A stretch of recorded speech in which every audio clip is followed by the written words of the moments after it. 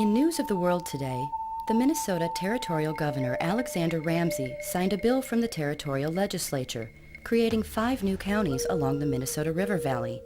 The signing of this bill opened up the territory for settlement.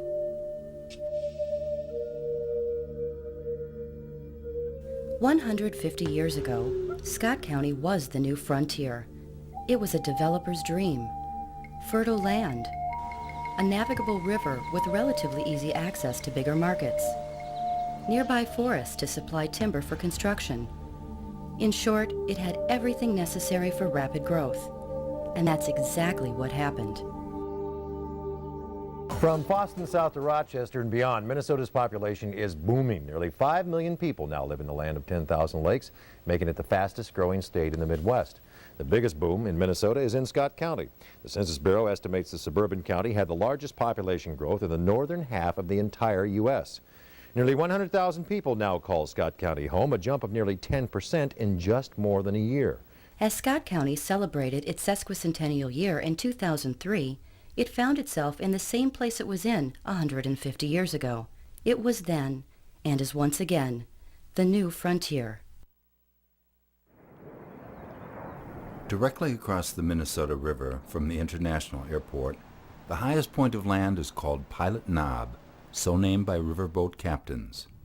It is now the Masonic cemetery known as Acacia Park. Not far from the chapel, there is a boulder with an embedded plaque. It reads as follows: "To commemorate the treaty at Mendota, negotiated on Pilot Knob, whereby the Sioux Indians ceded their lands in the territory of Minnesota and the state of Iowa to the government of the United States." This was the view from Mendota in 1835. The Minnesota River is in the foreground. The Mississippi is under the fort on the right side, and Pike's Island is in between the two. The fort was a formidable presence, visible from a long ways off. There is a house in the lower left corner of the painting. It is the Sibley House. Built in 1835, it was the home of Henry Sibley, agent of the American Fur Company. 4 years later, Jean-Baptiste Fairbolt, a French fur trader with various companies, built his house next to Sibley's. 30 miles up the river St. Pierre, as it was still called at the time, or St. Peter's, is an area that is known as Little Rapids or Carver's Rapids. It is the site of a permanent Dakota village under the leadership of Chief Mazomani. It was a great source of the fur pelts that fueled the fur trade.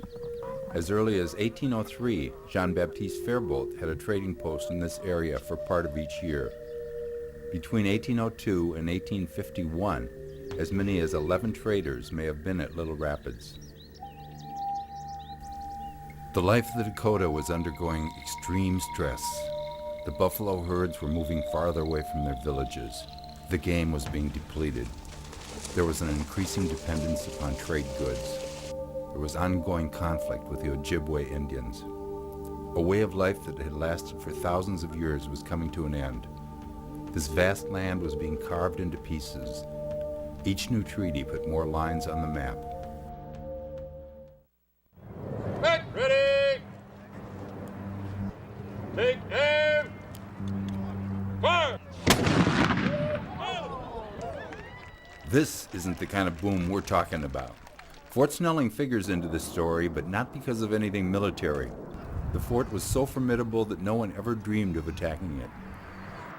It was also the administrative outpost for the U.S. government. It was the opening portal, the gateway to 24 million acres of Dakota country. Every lake, stream, mountain, spring had a Dakota name. It was their country. In 1848, the westward movement of the United States stopped right here at Fort Snelling. Wisconsin had become a state.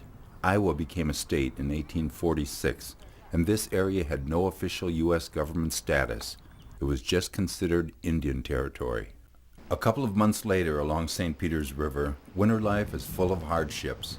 Jean-Baptiste Fairbolt's son, Oliver, is continuing the fur trading business near the village of Shakopee. His wife and 4 children are secure in their cabin. The Dakotas are waiting for spring. The fur trade is almost gone. What is left consists of muskrats. What is not obvious is that with the coming of spring, the entire world will begin to rapidly change. In March of 1849, the U.S. Congress established the Minnesota Territory, which extends all the way to the Missouri River, even though most of that territory is Indian land. St. Peter's River becomes the Minnesota River. President Taylor appointed Alexander Ramsey as the territorial governor and superintendent of Indian Affairs. By May, Ramsey arrived in the new city of St. Paul with the mission of setting up a government and acquiring the Indian land west of the Mississippi as quickly as possible. All the Indian bands were assigned agents to teach them how to become farmers. The effort had very limited success. One agent, Nathaniel McLean, wrote a report back to Ramsey dated September 25, 1850. The time is drawing near when the Indian must disappear before the overwhelming tide of emigration of the Anglo-Saxon race, unless he abandon in some good degree the chase and adopt the agricultural system of the white man for subsistence. This became part of the published report of the Office of Indian Affairs in Washington. The Minnesota Territory was the edge of westward expansion, and in 1851 Thomas Holmes received permission from the military authorities at Fort Snelling to enter the forbidden Indian Territory as a licensed trader. On his exploratory trip up the Minnesota River, he and his companions stopped at the present site of Shakopee to eat lunch before continuing upriver. That lunch marked the beginning of the town of Shakopee. In the short term, he needed Shakopee's village for trade, but Holmes was basically a real estate developer, and he was here to start a town, as he had done several times before. He was the second settler in Milwaukee. He also founded the towns of Janesville, Fountain City, and Itasca. About the time that Holmes was building his first trading post, the Dakota Nation was summoned to gather for a treaty conference, first at Traverse des Sioux for the bands from the upper Minnesota River area, then a week later at Mendota for the bands from the lower river, such as Mazomani and Shakopee's villages, down to Wabasha and Little Crow's bands on the Mississippi. In the two treaties, the Dakota tribes gave up claim to 35 million acres of land in return for a 50-year annuity and some upfront cash. The treaty that was signed at this site across the Minnesota River from the Minneapolis-St. Paul International Airport started the largest population boom in the history of the United States, even surpassing the California Gold Rush. Most of the settlers coming to the just-opened Scott County arrived by steamboat. By 1853, the railroad stretched from the East Coast to Galena, Illinois. From there, it was a several-day trip up the Mississippi to the bustling territorial capital, St. Paul. Once in St. Paul, you could go to Scott County by steamboat and stagecoach. By 1858, as many as 400 trips per year went up the Minnesota River from St. Paul, bringing settlers and supplies to find a new life of opportunity. Land could be claimed under the Preemption Act and later the Homestead Act. The settlers were obligated to build a dwelling and clear land for farming, and the land would eventually become their property. Within a span of 2 or 3 years, virtually all the towns and townships of Scott County had their beginning. It took a mere 12 years from the birth of the county to the moment that the railroad arrived in November of 1865. Within just a few more years, the frontier had moved on. Scott County was no longer the new frontier.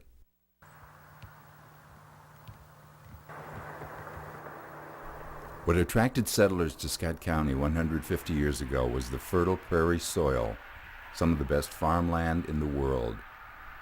Agriculture was the foundation of the economy, and farmers needed all kinds of support services. The towns developed as centers for these support services. The town of Jordan, for example, began on the banks of the Sand Creek. The water power provided by the falls made it an ideal site for Thomas Holmes and his brother William Holmes to build a sawmill in 1853. William built a cabin there, becoming the first resident and town founder. A year later, William Varner came to the area with his wife and several children. He and his sons built the first grist mill in this part of the state, near the Holmes sawmill. Within a few years, Varner sold his first mill to Foss and Wells. He then started another, which a few more years down the line became the famous Jordan City Nickel and Mill. By the late 1870s, Jordan claimed to be the leading wheat market of Scott County, a real tribute to the enterprise of the farmers of the area. Jordan aspired to compete with the town of Shakopee, but couldn't quite catch up. The census of 1880 showed that Shakopee had nearly twice the population of Jordan. Shakopee had a head start. It was the county seat from the beginning in 1853. It is interesting to note in this 1869 map that Shakopee had already expanded to 5th Street in the south, only 16 years after Scott County was established in 1853. This was pretty much as far as it went for the next 100 years. But that doesn't mean that development stopped in Scott County. Far from it. Most of the farmland was already taken, but the towns grew at a steady pace, filling in the blanks, developing roads, bridges, in general, building the county to the point that looks pretty familiar today.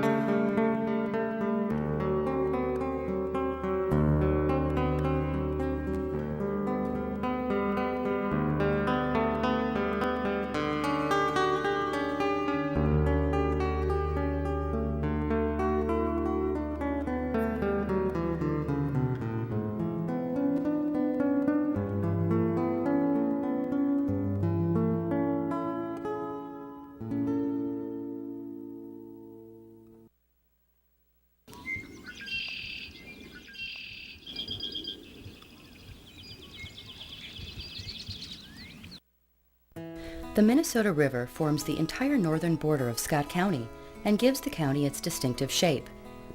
Scott County is one of 87 counties in Minnesota. Along with Dakota County, it forms the southern boundary of the Minneapolis-St. Paul 7-county metropolitan area. Scott County is approximately 25 miles from St. Paul and about 15 miles from Minneapolis. There are 11 townships and 8 cities in Scott County. They are as follows: Blakely Township, Belle Plaine Township, the City of Belle Plaine, St. Lawrence Township, Jackson Township, Louisville Township, the City of Jordan, Sand Creek Township, Helena Township, the City of New Prague, Cedar Lake Township, Spring Lake Township, the City of Prior Lake, the City of Shakopee, the City of Savage, Credit River Township, New Market Township, the City of New Market, and the City of Elko. The county was named after General Winfield Scott, a military hero from the Mexican-American War, who had just lost the presidential election of 1852, a few months before Scott County was created. General Scott never got to see the Minnesota county that was named after him.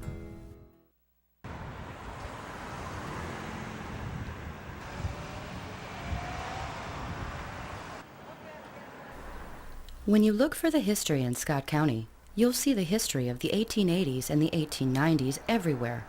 Many of the brick buildings in the downtown areas of Shakopee, Jordan,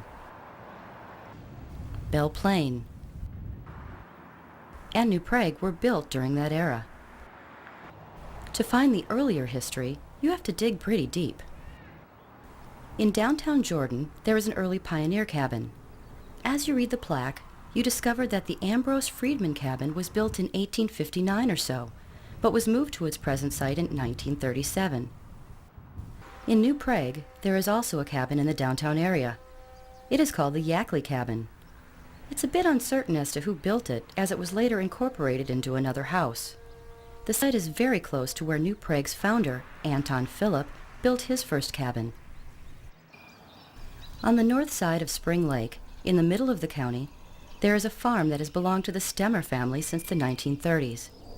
There's a cabin on the property that is believed to go back to 1863. It has not been restored and is really not known who built it. It stands as an unheralded monument to the early pioneers.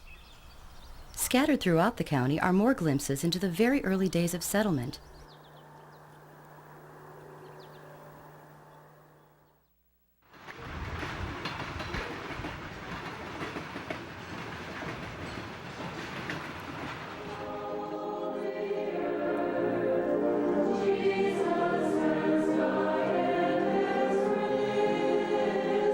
Sunday morning in Shakopee, there are many historical connections in evidence. This is the First Presbyterian Church on Marshall Road. It is the church that Samuel Pond started. He started the very first Presbyterian church in 1847, right across Highway 101 from Memorial Park in Shakopee. This building was a residence for Reverend Pond and his family. It was also a mission to the Dakota village Tintanotanwa, Chief Shakpedan's village. That village was closer to the river, probably in the area of Murphy's Landing. It was the home to about 800 people. There are no photos or drawings of the village that are known. We have paintings by Colonel Seth Eastman of other Dakota villages at about the same time. The Pond Mission was built on the east side of what we now call Mill Pond. On the other side was another structure built 3 years earlier in 1844. It was the residence of Oliver Fairbolt and his family. Between the two houses there were 3 springs, now known as Faribault Springs. These springs flow year-round with a water temperature of about 40 degrees. They were probably the freshwater source of Tintanotanwa as well. In fact, they were very likely used by the unknown Native Americans of 2,000 years ago, whose burial mounds are only a few hundred yards from the springs. Today, the traffic on Highway 101 goes by, oblivious to what's below the bridge. And the trains go by on the south side of the springs, on what used to be the old Indian Trail that became the Ox Cart and Stagecoach Trail. Earlier in the history of Scott County, the springs were a local landmark regularly depicted in postcards. The springs are still flowing as strong as ever, but everything else has changed. The Pond Mission House was torn down in 1907. There's another house where the Fairbolt cabin stood, but the original cabin survives to this day, not far away from where Oliver Fairbolt built it in 1844. It was moved in the 1960s to Murphy's Landing, where it is used as a fur trading interpretive center open to the public from May to October on weekends. He's working with the American Fur Company, and he has come in and he is going to be trading with the Dakota people who are here. And we're going to bring in these kinds of goods to be traded, and the Indians are going to be bringing in the furs. This is his house. He probably never had a trading post in the house. Oliver Fairbolt is something of a mystery man. There are no pictures of him. We know that he was born in 1815. His mother was half Dakota. She was married to Jean-Baptiste Fairbolt, the fur trader who built the fancy house in Mendota. By this time, the fur trade was diminishing rapidly, and the Dakota villages were just beginning to grow crops. The changing lifestyle required education, and at the suggestion of Oliver Fairbolt, Chief Shakpedan invited Samuel Pond to come to his village and set up a mission and school. Pond had been working with the Dakotas since 1834. He spoke the language fluently and had developed the written form of the Dakota language. He was also a farmer. He was the author of several books, including this book of his early observations. He and his brother Gideon, who built a mission in what is now Bloomington, were descendants of a family that came from England early in the 1600s and settled in Connecticut. History isn't just something that happened in the past. It's an ever-unfolding tapestry of people, places, events, actions, and even thoughts. It's a record of people being born, living their lives in all sorts of ways, and eventually dying. Every step of the way, there is some kind of record, and we are constantly surrounded by the record, whether or not we are aware of it. Some of us keep the history alive in ways that the rest of us can learn from. We're going to feature some of these people in this production. Oliver was a quarter breed Dakota. His father was a fur We like to trader. think of them as history keepers.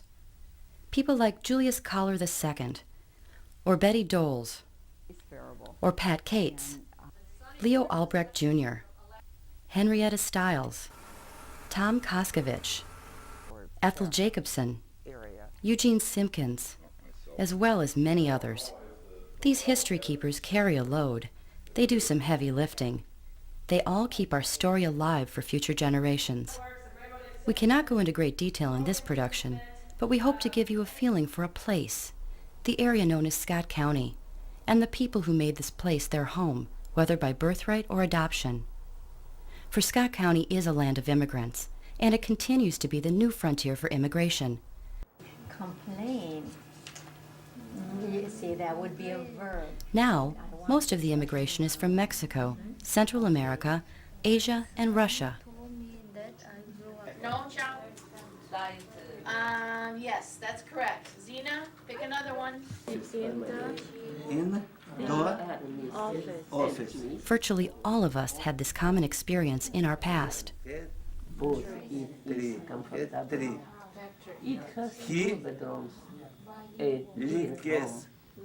likes.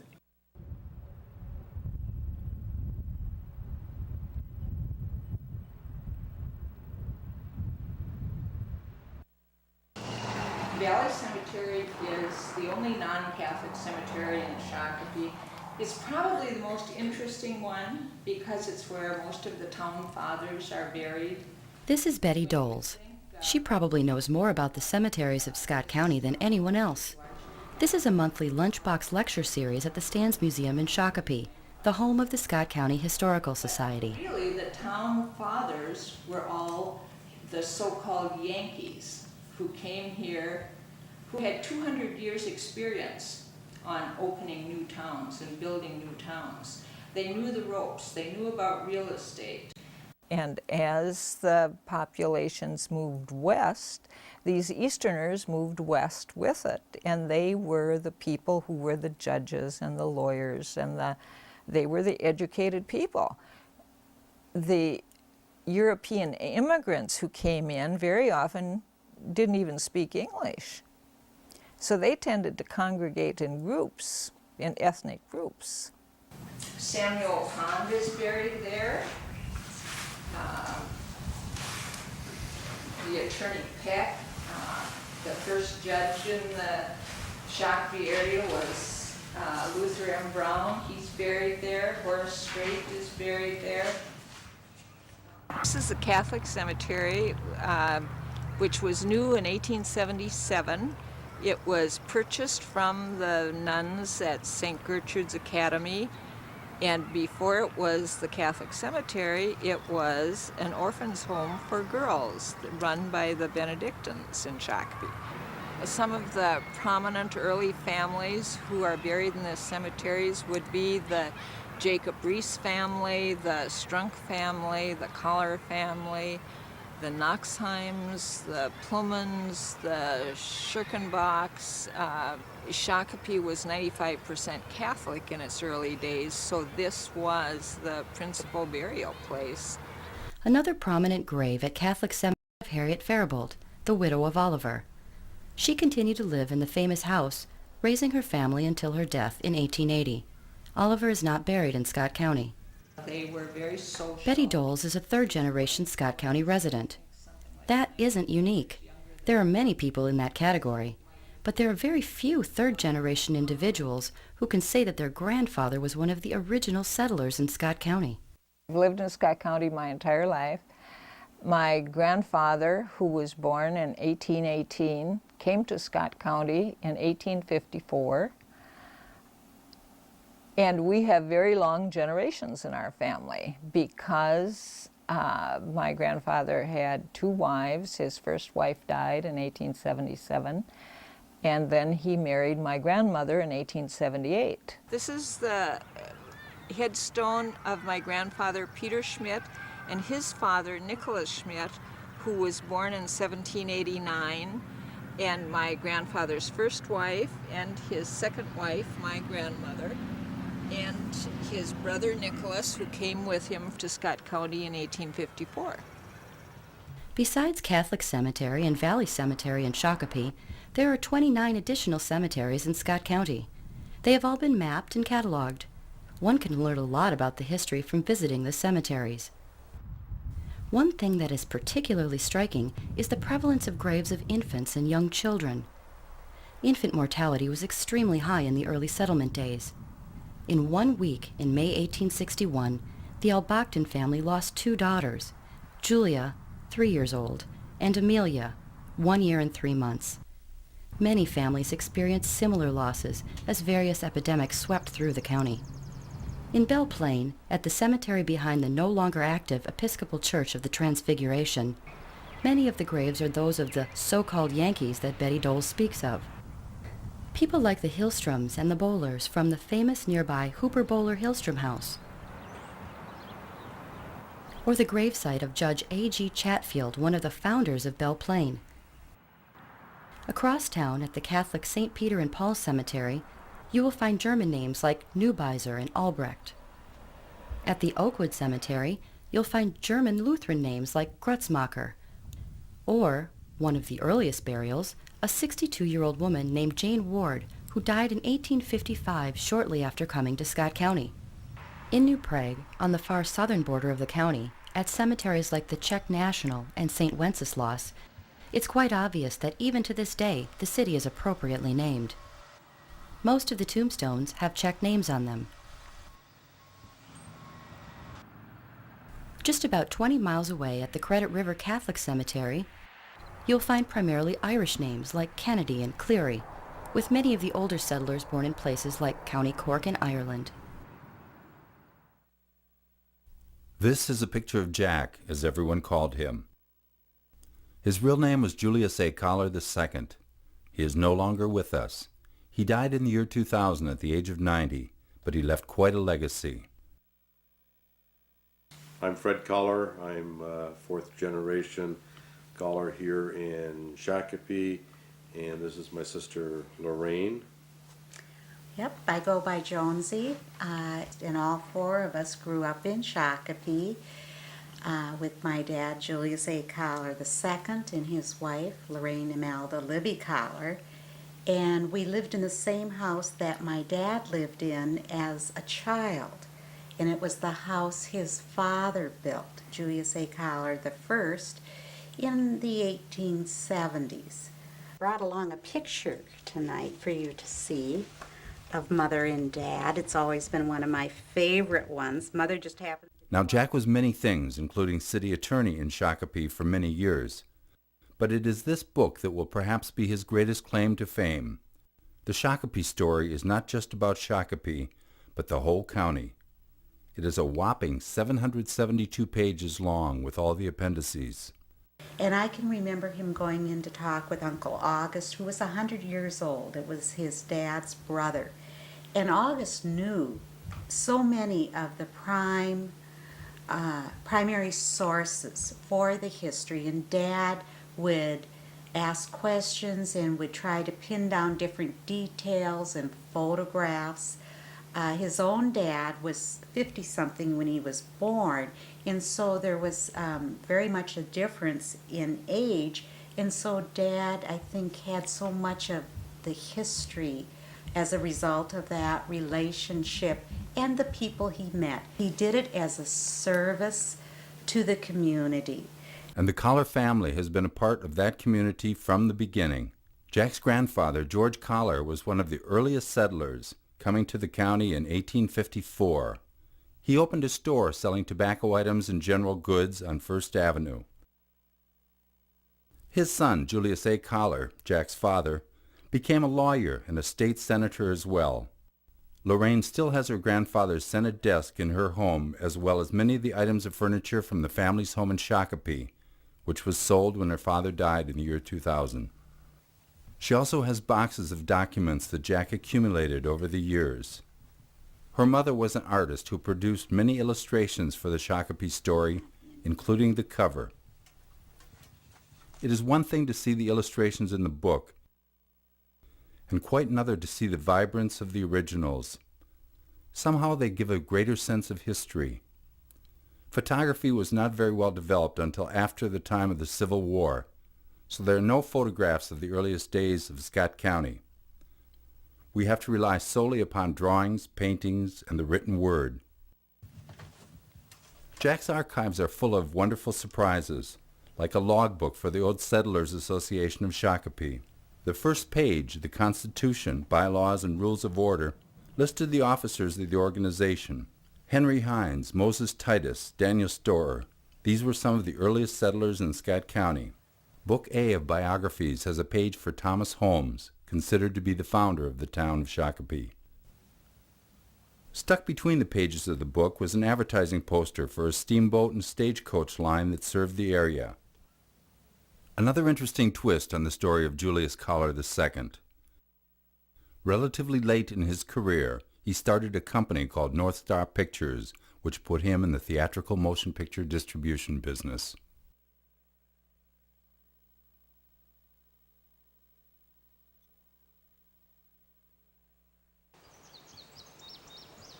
To the Dakota peoples, this is a sacred site.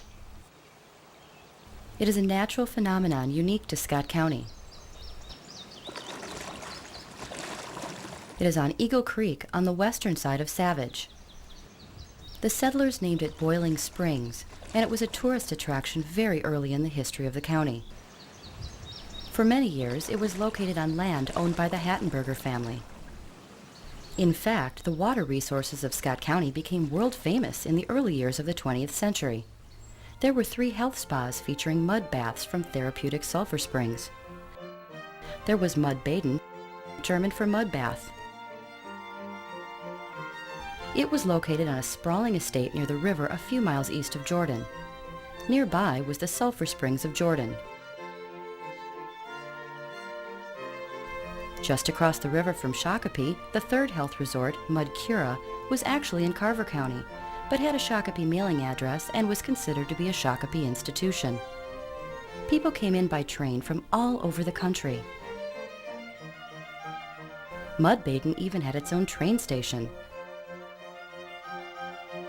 Mud Cura sent a chauffeur over to Shakopee to pick up the patrons. So how did it happen that wealthy people from all over the country began coming to Scott County? Well, it began right around 1900 on the last tract of land in the county that was claimed under the Homestead Law. A man named Ole Rosendahl was the settler who claimed the property. he discovered sulfur water and sulfur mud flowing out of a spring on his property. He began to experiment with using the mud to alleviate the effects of rheumatism and arthritis. Obviously, many people agreed that the mud had a curative effect. Between 1909 and 1915, all 3 of the resorts were built and taking in patients. Not only could you get mud baths to help cure arthritis, rheumatism, neuritis, and sciatica, but the sanitariums, as they were called, also had surgeons on staff and other medical specialists to serve the clients. Business was good for a number of years, but by 1925, Jordan Sulphur Springs was bought out by Mudbaden and closed down to limit competition. Gradually, the whole idea of sanitariums fell out of favor, and the history of health spas in Scott County, an era that lasted just about 50 years, came to an end by 1952 when the spas went out of business. That, however, was not the end of the story. Mudcura no longer exists, but the estate of Jordan Sulphur Springs eventually became a nursing home and remains so today. Mudbaden has gone through several changes since it ceased to be a health spa. In 1952, it became Sacred Heart Novitiate, a training facility for priests affiliated with Notre Dame University. In Mudbaden today, you can still see some of the changes created during Mudbaden's days as a monastery. In 1967, it was sold to be remodeled as a residence for senior citizens. That effort failed, and in 1969 it became known as Linville, an alcoholic rehabilitation center. In the late 1970s, Linville was bought by Abbott Northwestern Hospital and was used as a chemical dependency treatment center. In 1985, it was offered to Scott County at a very reasonable price. To the county officials, it was an offer they couldn't refuse. But what to do with the building? Mudbaden became a minimum security jail.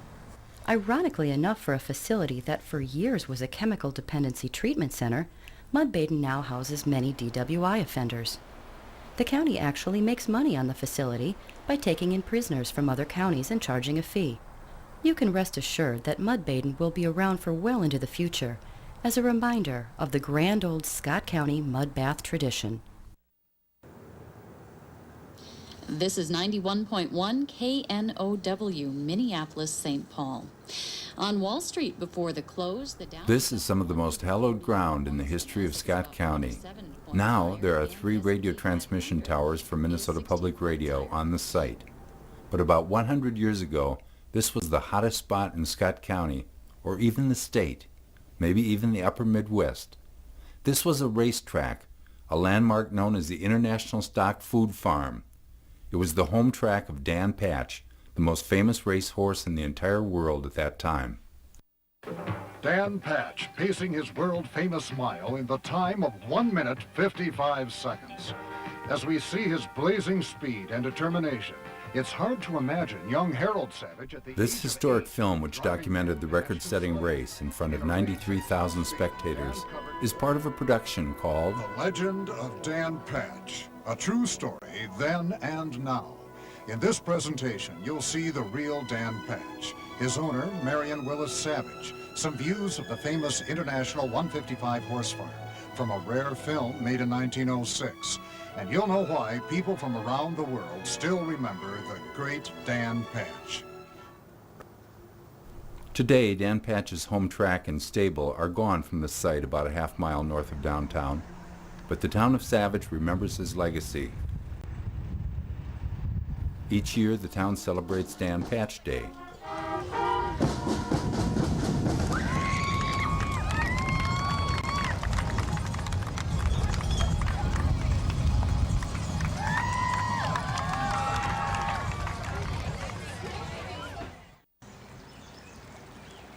On the far east side of the county, close to where the Credit River flows into the Minnesota River, is where the city got its start over 150 years ago. This is a lunchbox lecture at the Scott County Historical Society. The speaker is Will Williams from the Dan Patch Historical Society. As far as Savage itself, originally it was called Hamilton.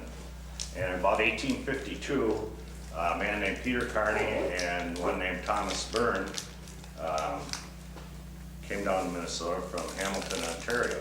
And So I guess they're probably safe to assume that naming the site as Hamilton made some sense. That's where they came from.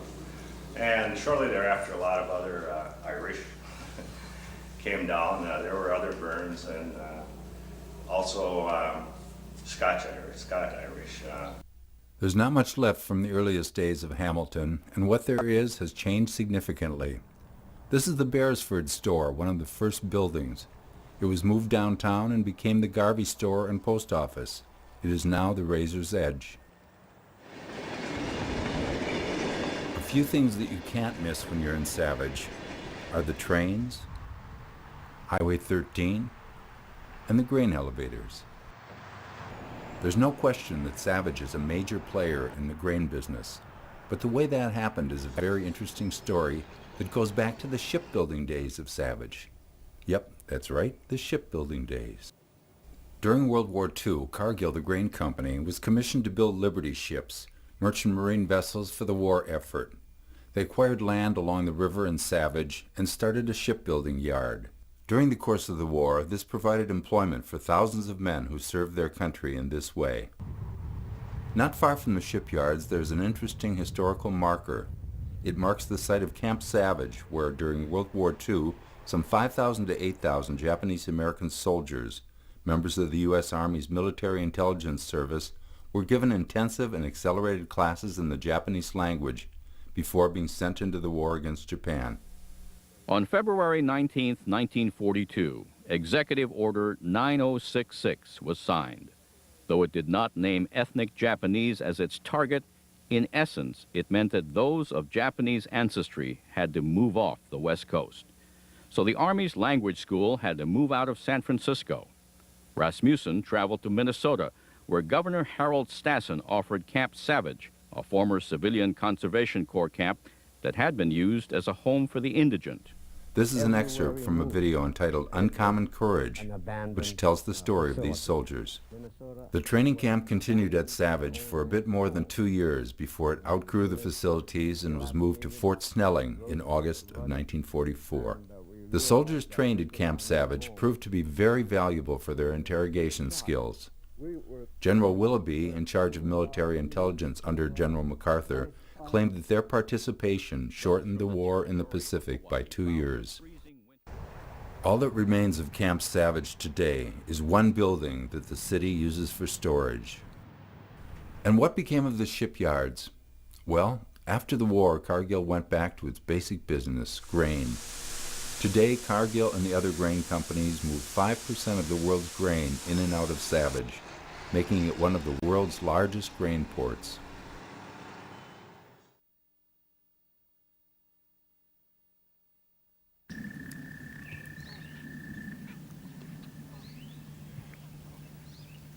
For all the attention that Scott County receives for its urban growth, it still has a rural look and feel. And its agricultural tradition is still vitally important to the economy. Yeah, I'm Tom Koskovich. I farm here in the Shakopee area of Scott County. Right now I have somewheres around 500 acres. At one time I was 850 acres, but as most people know in the Shakopee area, land is slowly going away. Tom Koskovich is not your typical Scott County farmer. For starters, he doesn't come from an agricultural family. His father was a pilot for Northwest Airlines who moved his family to a Scott County farm back in the 1950s. That explains Tom's interest in flying.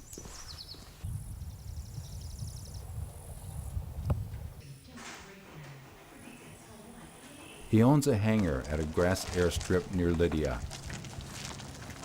It is one of only 2 airstrips in Scott County. Clear.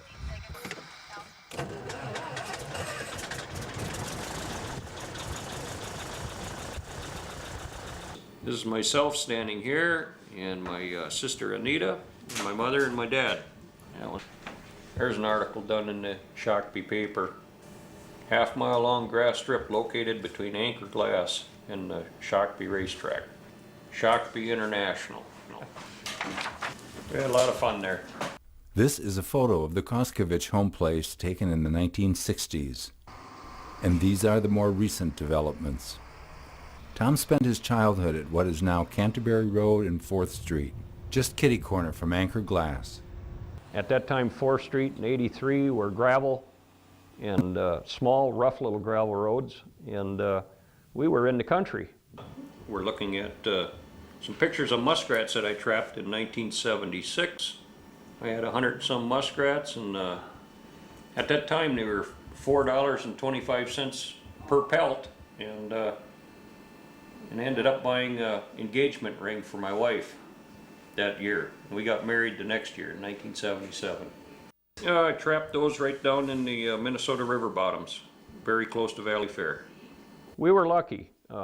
It was a time in Shakopee where you could do those things. It's changed drastically since I was a child, and you have mixed feelings about it. You hate to see some of those things go away, but you know that there's probably no way to stop what I guess they call progress. Within minutes, Tom's plane has left Lydia behind and is flying over Spring Lake. When you're with Tom, you feel as though progress is something that he accepts only on his terms. In his own unique way, Tom preserves and nurtures the past as few people do. For example, the plane in which he learned to fly. It was about 2 winters of a lot of help from friends of mine to straighten this one out after it had a landing gear failure, and we straightened it out, put new longerons on it, and it'll start to go back together next winter, hopefully. This is a tractor I picked up middle of the winter, and picked it up very cheap, and it needed a lot of work. And I've got some old trucks. I like old trucks, and I fixed up a lot of older tractors, and most of those tractors I use in my farming. The Koskovich home place is located south of Shakopee toward Marystown. Tom and his wife have raised 5 children here. This is the base of Tom's farming operation as well as his seed dealership. Being a seed dealer, I got to sit quite often at kitchen tables, and in the course of doing business with them, it was always fun to talk about their growing up in Scott County, and the things that they had seen and done. This is another picture of a Shakopee photo of a bunch of guys by a steam engine. This guy is Dr. Fisher, and this is, I think, Tony Wessel, and I forget who the other guys are. This is a picture of the McCalls, Scottish settlers and homesteaders on the bluff right above Savage. And those are Veerlings and Munnenses. It's on the Earl Lensmeyer farm, or what they call Marshall Road down here. This is the Marshall farm. And this was, I believe, cutting barley, 1910. Early thrashing scene on a Huber farm east of Shakopee on what's now County Road 16. That's probably 1890s, I'm thinking. This is a picture of the springs, and this is the smaller of the springs, which looks like it was down to a trickle. At different times it would flow more freely. But Grandma grew up in this house. I came here when I was I think a newborn, although I'm unsure. My mother was living here when your Uncle Pierre was born. This house was built back in 1844 when Grandma and Grandpa Faribault came here to live. His name was Oliver and her name was Harriet. And she was probably a half-breed Dakota, and Oliver was a quarter-breed Dakota. His father was a fur trader. My name is Pat Cates, and we're here, I guess, to talk a little bit about my ancestry from Shakopee. Oliver Faribault and his wife, Harriet, were my 3 great-grandparents. And there were quite a few of us living in here. When we came in the door over here, we would walk this way. There was a big closet here that kind of separated this room. From here over was our kitchen. Growing up in the log cabin was an interesting part of my background that I reflect on very fondly. Aunt Grace slept in the kitchen. It was it was 3 rooms on the main floor. She slept in the kitchen on a little cot. And then the stairway actually went up this way. So let's go upstairs. Grandma will show you where I spent a lot of my... Go ahead. And when I was a child, I suppose I was coming into my teen years, and I wanted a bedroom of my own. And my mother said, okay, I could go upstairs. So they got an old rollaway bed that was just a wreck. It was like a hammock. It had a mattress in it that sat on very wobbly springs. But we put that upstairs, and I cleaned one half of the upstairs. Anyway, in the wintertime, especially coming in from this way, which would have probably faced the south, if the winds did come in, this is where most of the snow filtered in. And Grandma would be sleeping. When I'd run upstairs, there was no heat up here, and I would run up those stairs just about as quick as I could, and I'd jump under the covers on that bed. Today, Pat Cates lives with her husband in Prior Lake. They have 5 sons and many grandchildren. Pat has retired from her career as a registered nurse. Her home in Prior Lake is a veritable museum of Scott County history. She is showing Megan Schock, the curator of the Scott County Historical Society, some of her archives. And it's all the original place names of this lower part of Minnesota that we live in. Shakopee is... Shakopee, here, okay. So Shakopee is right in this area here. This is a picture of Grandma Eliza when she went to school in Canada. And my son has put on the back of it a poster photograph of Little Crow, who gave her, this is the beaded bag that she was so proud of and loved so dearly. And above it is the telescope that Little Crow had given to great-grandmother Harriet after the burial of the Sioux Braves on the property following the battle between the Chippewa and the Sioux, which we found in the trunk, in one of the trunks buried away. Megan, these are both original letters of that Jean-Baptiste Faribault wrote to family. This was written to Josephine Faribault when she was up at school. Apparently all of these Faribault children were sent to Quebec City to the Ursuline convent up there for their education. Pat's collection goes on and on. It includes tintype photos like this one, thought to be of Harriet Faribault or one of her daughters dating from the 1860s or 70s. Pictures of Jean-Baptiste Faribault. Early photos of Shakopee recorded on glass plate negatives. Many shots of the house. And of course, Faribault Springs.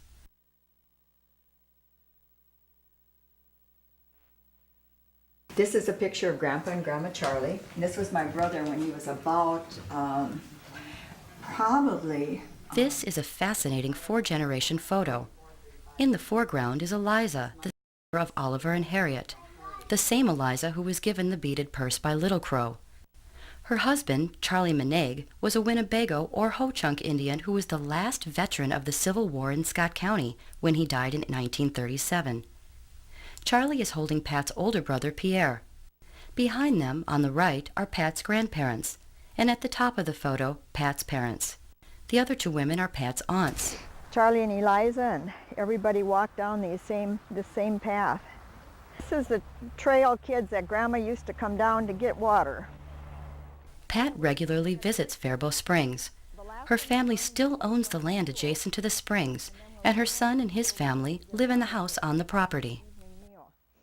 The first spring is down underneath here. This spring always had a bubbly effect, kids. There are 3 springs here.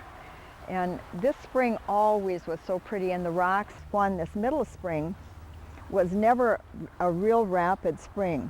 Down in the bottom of that spring, there's a stone that back in the late 1800s, supposedly some people were coming through going to the gold rush and stopped here out.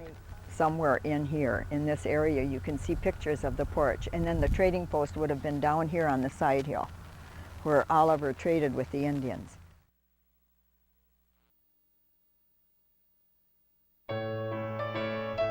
Just about exactly in the center of Scott County, there's a very large magnet that began to draw visitors to the county over 130 years ago. The magnet is Prior Lake and Spring Lake. Nowadays, Scott County has many attractions that bring over 5 million visitors per year to the county.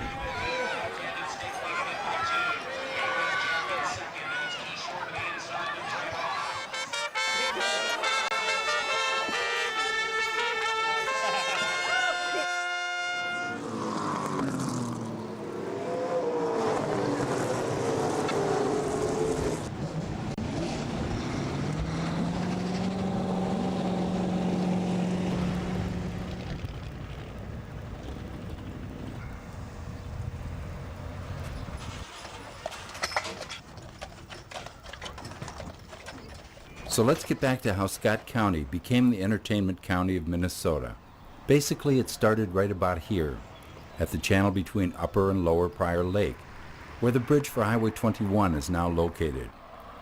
Before the highway went through, it was the right-of-way for the Hot and Dusty, otherwise known as the Hastings and Dakota Railroad, which began to service the area in 1871. At the north end of the railway trestle bridge was a platform known as the Roost. This is where you would get off the train if you wanted to go to Grainwood, the first resort in Scott County. Grainwood was built in 1879 by William Hull. It attracted visitors from as far away as St. Louis, Missouri.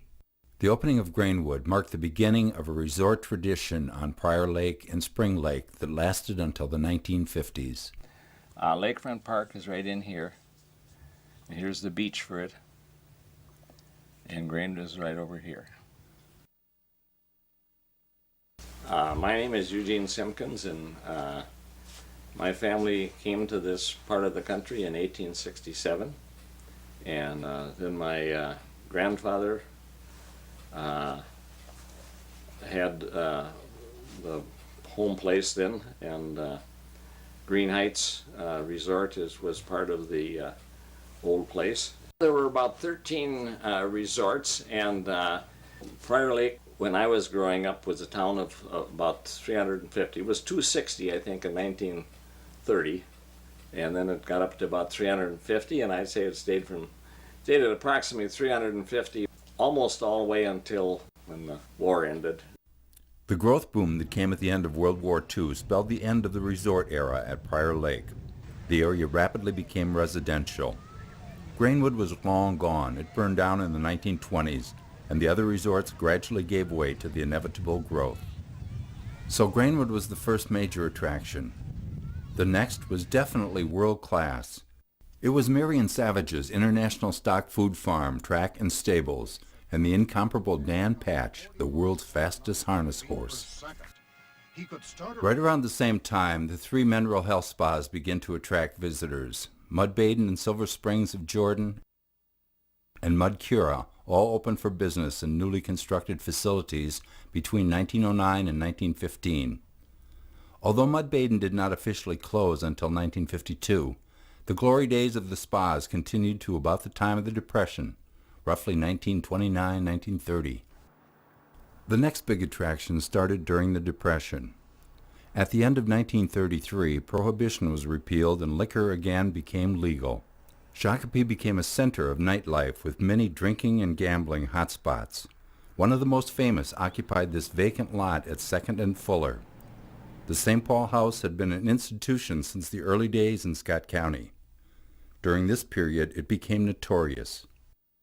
Going back to the stories of Shakopee's illicit past, when they had 26 3-2 beer places who were all serving liquor, and they all had slot machines, and it was considered Little Chicago. And I was born and grew up 1 block from the old St. Paul House when it was on the corner of 2nd and Fuller. And until I was 15 years old and was on a bus to South Dakota to visit my sister, I had no idea that it was considered a den of iniquity. But a passenger on the bus, when they heard I was from Shakopee, told me about all of the gambling devices and illegal liquor and all of the things that were going on in Shakopee. Another principal attraction was the Riviera Club, which opened in 1938. It was located across the river from downtown Shakopee, adjacent to the famous baseball park and the county fairgrounds. Now the ball field is gone. It isn't even a field of memories. The Riviera and the St. Paul House both burned down. In 1941, State Governor Harold Stassen removed the Scott County Sheriff from office for failing to enforce anti-gambling laws. This was the only time in state history that this has ever happened. Eventually, Shakopee was reformed and the liquor laws were enforced. At the Mill Pond on the east side of Shakopee, there was a small private club called the Mill Pond. It got the liquor license from the St. Paul House. It's still there with a different name.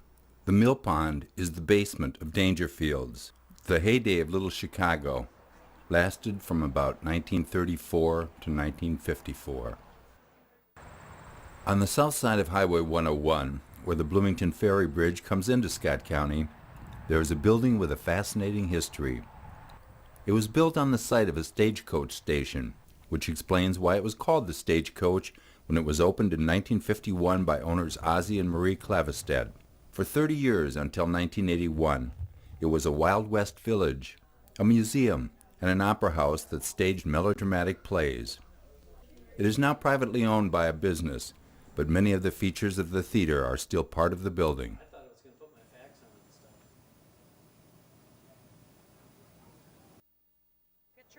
I was born and raised in Shakopee, and my dad, being a farmer in the area, used to rent the property here, and he planted beans.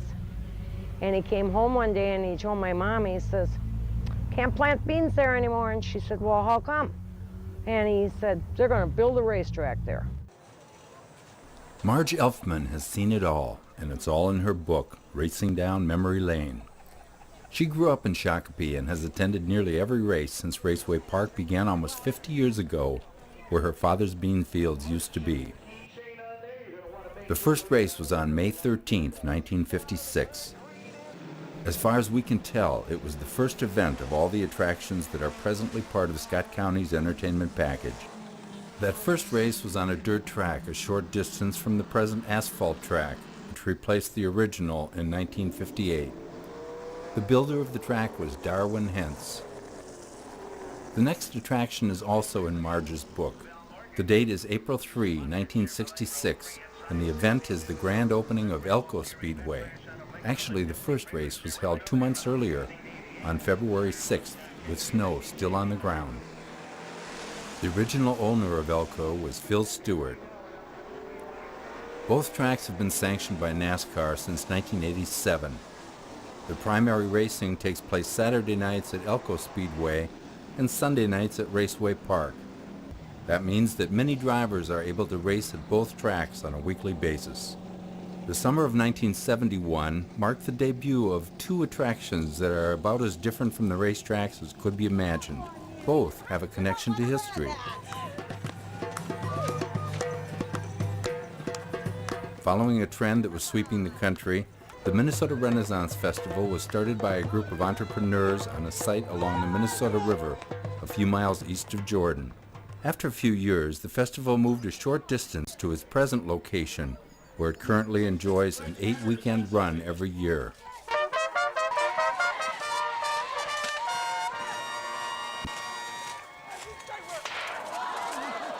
On a good day, the festival can attract 30,000 people. The other attraction is Murphy's Landing, named for the man who operated a ferry across the Minnesota River near Shakopee. The whole project actually started as an effort to save and restore the old Pond Mill, the grist mill started by the sons of Samuel Pond in 1876. Many prominent Shakopee citizens worked diligently over a period of several years to bring it into being. Ultimately, the mill was saved, if not restored, and a lot of land was set aside to create a large historical park. Many buildings were moved to the site from the surrounding area. Perhaps the most significant building historically is the Faribault House, which was moved to Murphy's Landing from its present site about a mile away. Recently, Murphy's Landing has become a part of the Three Rivers Park system. Before we leave the year 1971, another development should be noted. 1971 marked the beginning of an attraction that could be called Appletainment. I'm top responsal, and I've been here at Minnesota Harvest since 1971 when we started it. And it may be that really only Wagner's was the only one I know of. I don't remember any others. Wagner's was uphill toward, in other words, they were closer to the city, uphill to the traffic. Credit should be given where credit is due. You can't have Appletainment without apples, and Wagner's Apples east of Jordan started it all. We were the first orchard in Scott County, the first commercial orchard. Before the others were born, we were growing apples. That's how long. It was We moved out here in 1954. 54. Yeah. Yeah, That's 54. That's when we first started. That's when we started, 1954. Trees. Today there are several retail outlets for apples throughout the county, such as Jim's Apple Farm west of Jordan, which offer a wide range of produce. But Minnesota Harvest in St. Lawrence Township and Emma Crumby's in Belle Plaine have become major family fun attractions. We're an entertainment type of a farming enterprise where we do grow a commodity. We're specialized with apples, but and there are activities for people to do that would draw them here, like an animal petting farm and wagon rides. They can pick their own apples or buy them already picked. We've got a big bakery. We have a restaurant set up, and we do special events here. We've got a book walk, just a number of things that can make it worth a half-hour trip, which is most of our traffic comes from about half an hour away. The next big thing was truly colossal. The premiere of Valley Fair was Tuesday, May 25th, 1976. Scott County was now the home to the largest amusement park in the state. This is called the Wild Thing, the latest in a series of roller coasters.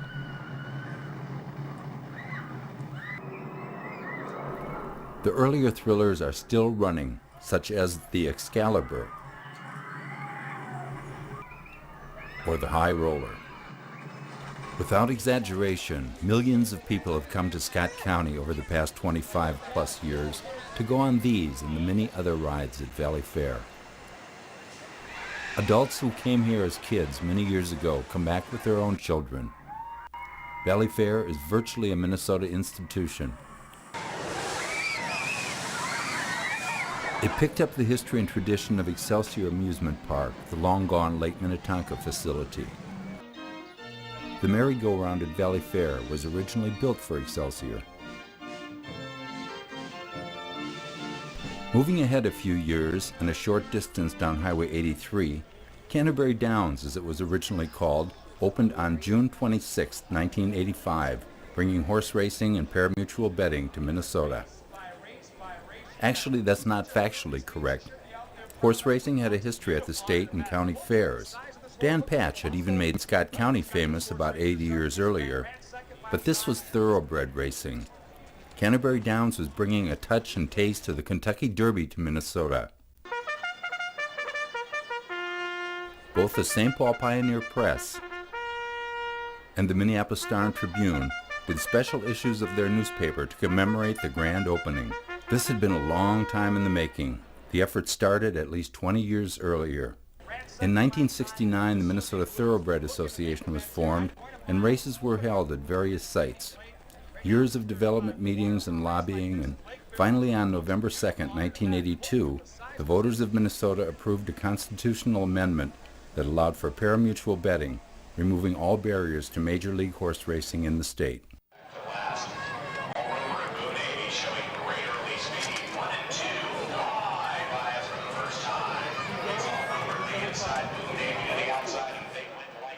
Once the way was cleared, the race was on.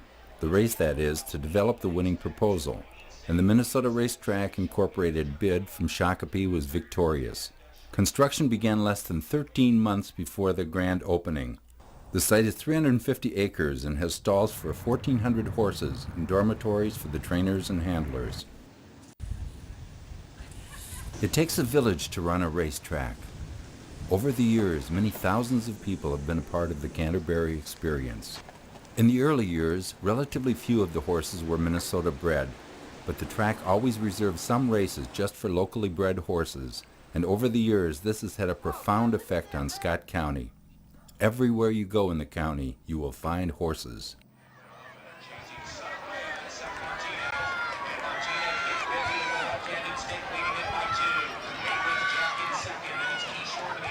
Canterbury Downs was closed for several years during the early 1990s. It reopened in the late 90s under new ownership as Canterbury Park. In 1999, the Minnesota State Legislature granted authority for the track to create a gaming card club. Some of the proceeds go to increase purses for the racing. This has given a new vitality to the track and a boost to local thoroughbred breeders. The most recent entertainment venue to join the ranks of Scott County's attractions has become far and away the largest draw. Mystic Lake opened in 1992 and quickly became the most successful casino in the state and the largest employer in Scott County. It is located on tribal land of the Shakopee-Mdewakanton Sioux community, directly east of Prior Lake.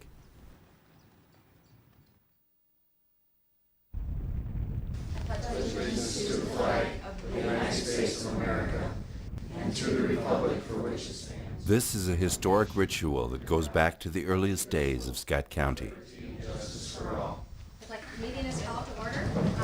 It still happens today in pretty much the same way, in the same place, and even on the same date, the second Tuesday of every March. This is township government in action. It is the oldest form of government in the United States, and it's still very prevalent in Scott County with 11 townships.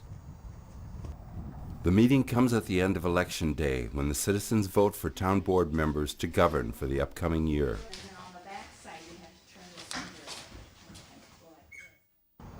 Our traditions from the past are sometimes easier to save than our artifacts.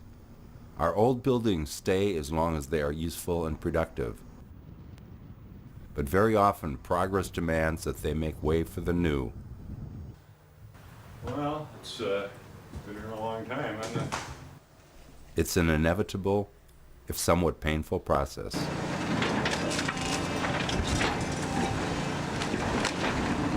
Renovation and maintenance of old buildings is very expensive, and if the public is going to get involved, there must be a compelling reason to save a site, not to mention a budget and a staff. A good example of this is the Samuel B. Strait House near the Scott County Fairgrounds in St. Lawrence Township. The house was built in 1857 and was intended to be the beginning of a large town development to be called St. Lawrence. Unfortunately for Samuel Strait, the railroad did not come through this area and the town site never developed beyond this house and a 4-story hotel near here that was torn down many years ago. The town that did develop along the railroad right-of-way a few miles to the west was Belle Plaine.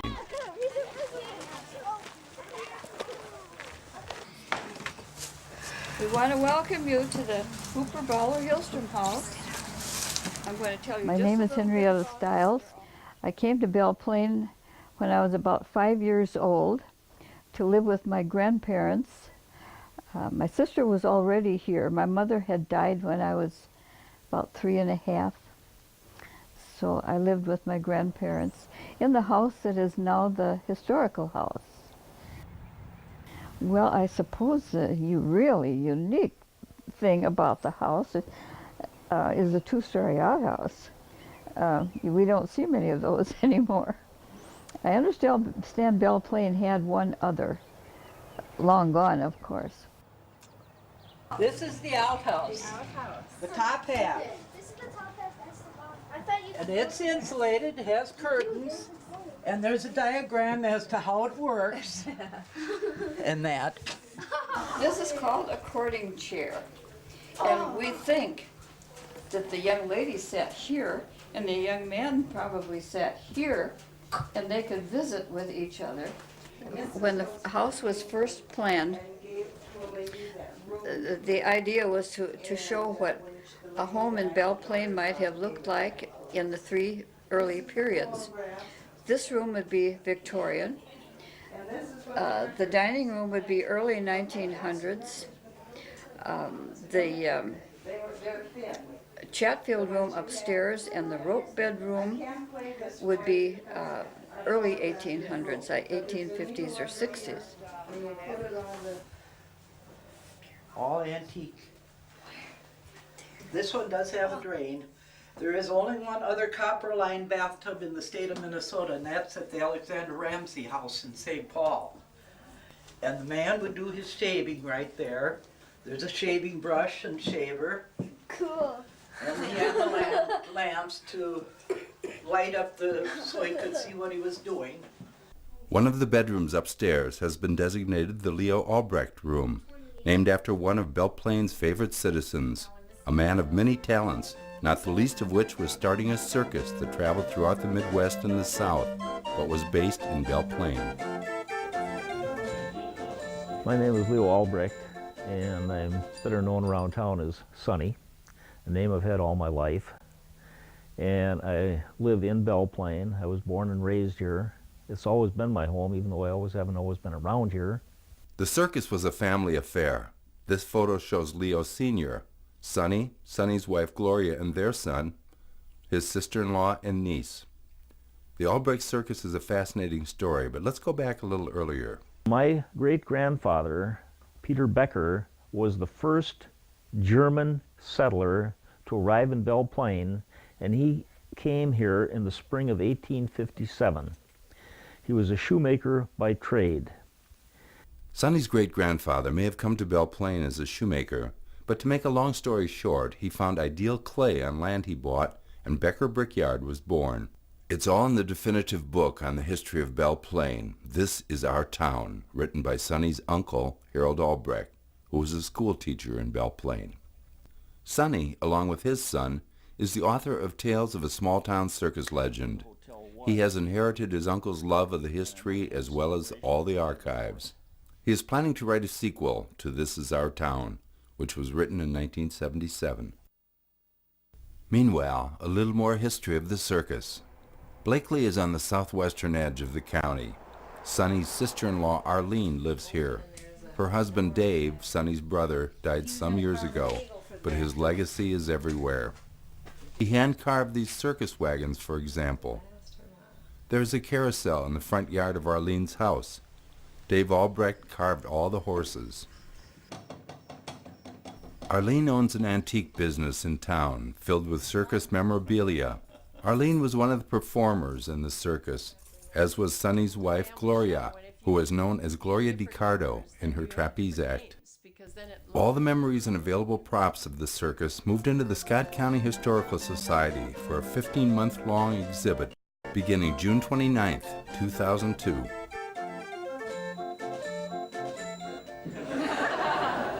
Another time in that same stint, he was coming back and he was in Rochester, Minnesota. And no money, naturally. Very little food. I think they had 2 eggs and an onion. New Prague is way down in the southern part of the county. It's so far south, in fact, that part of it is even out of Scott County. This street is the boundary line. The right side of the street is Scott County. The left, or south side, is Le Sueur County. Directly in the center of the town, on Scott's side, is St. Wenceslaus Catholic Church and School. On the expanding east side of town, a traditional business has a dramatic new headquarters. Catholic Workman is a 100-year-old insurance company where Ethel Jacobson has worked for more than 25 years. New Prague was actually founded back in 1856. A gentleman named Anton Philipp, who had been living in Cleveland but was from Bavaria, came to Minnesota looking for a new home for his family. And he went to the Archbishop to find out where there was land available, and he was told to come down to this area south of Shakopee, and he did. And in May of 1856, he established his home here. About 4 months later, a group of Bohemians also decided to come up to Minnesota to see what type of land was available here. So in September or fall of 1856, the Bohemians started their settlement here in New Prague.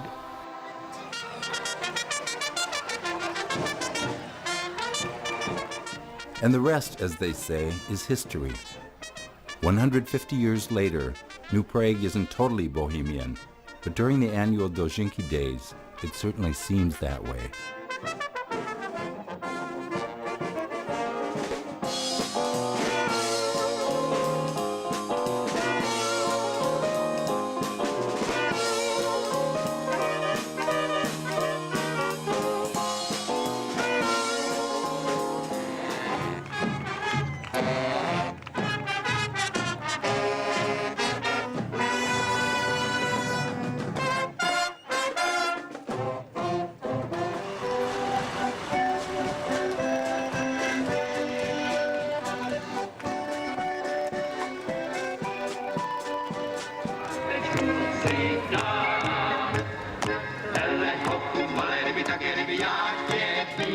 Péčku, proč ty k nám, Péčku, proč ty k nám nechodíš?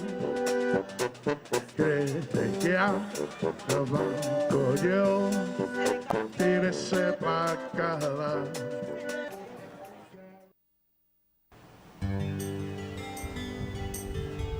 Almost anywhere you look in Scott County, you will see growth. In April of 2003, Scott County was declared the 8th fastest growing county in the U.S. and the fastest growing of all northern counties. This was up from the 12th fastest growing a year earlier. Clearly, Scott County was once again the new frontier. This didn't just happen by accident. It took one of the most significant developments in Scott County history to trigger this amazing growth. First, some background. The Minnesota River frequently spills over its banks, way over its banks. Quite often in the spring, you couldn't get from there to here without significant delays. Sometimes it went way beyond a mere inconvenience. 1965 and 1993 being great examples. The old Bloomington Ferry Bridge was very susceptible to flooding, and even in the best of times was proving to be inadequate. Development was stifled and something needed to be done. The Scott County Transportation Coalition was formed in 1985 by concerned citizens and officials. After years of effort and thousands of meetings, a plan was developed, funding was secured, and the process of building a new Bloomington Ferry Bridge was underway. $138 million, mostly federal funds, and 11 years later, it was time for the grand opening. October 6, 1996, is one of the most significant dates in the history of Scott County. Dedication ceremonies were held in the middle of the mile-long span which links Bloomington and Shakopee. Total cost of the new bridge, $138 million. That was the date when once again Scott County became the new frontier.